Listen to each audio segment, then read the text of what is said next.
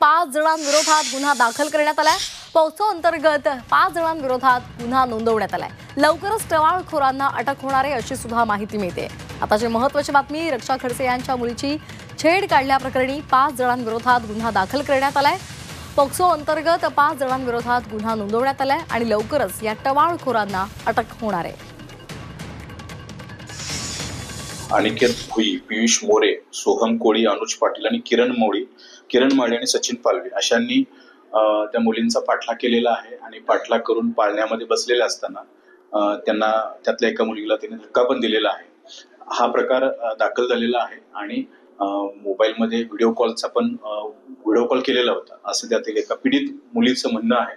त्या अनुषंगाने आपण गुन्हा दाखल केलेला आहे। हे जे आरोपी आहेत या आरोपींच्या विरुद्ध गुन्हा दाखल केलेला आहे मुक्ताईनगर पोलीस ठाण्यामध्ये, जो विनयभंगाच्या अनुषंगाने गुन्हा दाखल केलेला आहे। पोक्सो कायद्याअंतर्गत गुन्हा दाखल केलेला आहे आणि त्या अनुषंगाने तपास सुरू आहे। यातील आरोपींना अद्याप अटक नाही झालेली, त्या आरोपींना तात्काळ आपण अरेस्ट करत आहोत।